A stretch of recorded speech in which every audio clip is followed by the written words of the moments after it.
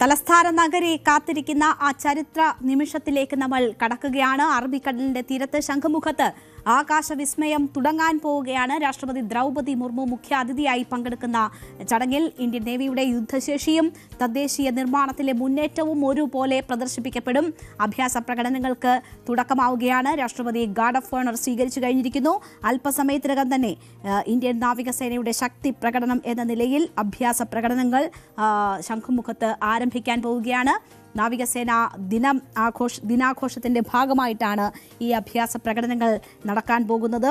യുദ്ധവിമാനങ്ങൾ ഉൾപ്പെടെ അണിനിരക്കുന്ന വിപുലമായ ചടങ്ങാണ് ഇനി നടക്കാൻ പോകുന്നത്. 54ാമത് നാവിക ദിനാഘോഷ പരിപാടികൾ ആരംഭിക്കാൻ പോവുകയാണ്.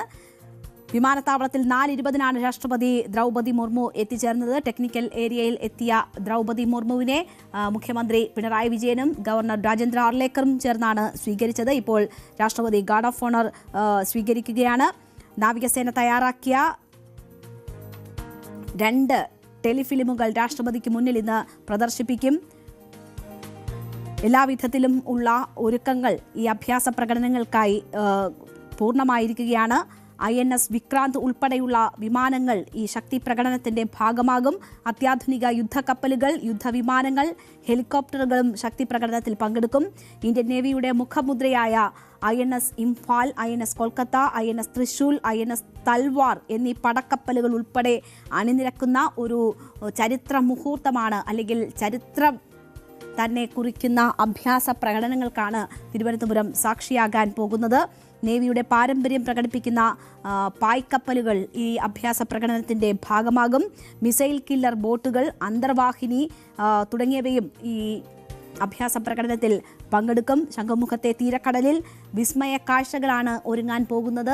എല്ലാവിധ ഒരുക്കങ്ങളും ഇതിനോടകം പൂർത്തിയാക്കിയിട്ടുണ്ട്. രാഷ്ട്രപതി അല്പസമയത്തിനകം തന്നെ അവിടേക്ക് എത്തും. ഉടൻ തന്നെ അഭ്യാസ പ്രകടനങ്ങൾ ആരംഭിക്കും. ഏതാണ്ട് 40,000-ഓളം പേർക്ക് ഇത് ഒരേ സമയം വീക്ഷിക്കാനാകുന്ന തരത്തിലുള്ള എല്ലാവിധത്തിലുമുള്ള ഒരുക്കങ്ങൾ പൂർണ്ണമായിട്ടുണ്ട്.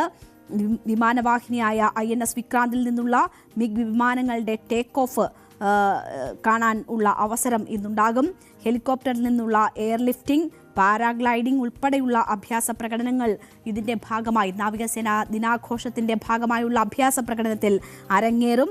സീ കേഡറ്റ് അവതരിപ്പിച്ച ഹോൺ ആൻഡ് പെപ്പ് ഡാൻസും കാഴ്ചക്കാർക്കായി ഒരുക്കിയിട്ടുണ്ട്. അങ്ങനെ വലിയ ഒരു ആഘോഷ ചടങ്ങിന്റെ ആരംഭമാണ് ഇപ്പോൾ കാണാൻ പോകുന്നത്. ഇപ്പോൾ തുടങ്ങാൻ പോകുന്നത് ശംഖുമുഖം തീരത്തെ നേവിയുടെ ശക്തി പ്രകടനം കാണാൻ പൊതുജനങ്ങൾക്കുള്ള അവസരം ഒരുക്കിയിട്ടുണ്ട്. അതിനാൽ നഗരത്തിൽ വലിയ ഗതാഗത ക്രമീകരണങ്ങൾ ഒക്കെ ഒരുക്കിക്കൊണ്ടാണ് ഇതെല്ലാ വിധത്തിലുമുള്ള സുരക്ഷാ സന്നാഹങ്ങളും ഒക്കെ ഒരുക്കിയിട്ടുള്ളത്.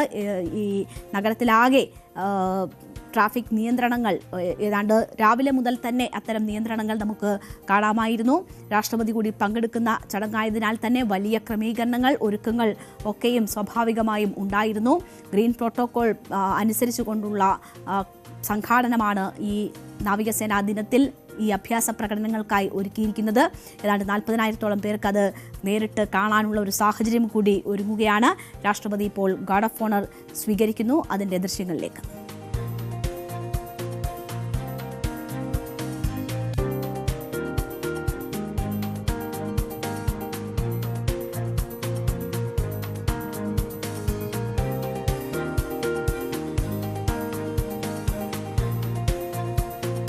ഗാർഡ് ഓഫ് ഓണർ സ്വീകരിച്ചതിന് ശേഷം രാഷ്ട്രപതി അവിടേക്ക് ശംഖുമുഖത്തേക്ക് തിരിക്കുന്നു എന്നതാണ് മനസ്സിലാകുന്നത്. രാഷ്ട്രപതി എത്തിക്കഴിഞ്ഞാൽ ഉടൻ തന്നെ അഭ്യാസ പ്രകടനങ്ങൾക്ക് തുടക്കമാകും. ചരിത്ര നിമിഷങ്ങൾക്ക് സാക്ഷിയാകാൻ പോവുകയാണ്. നമുക്ക്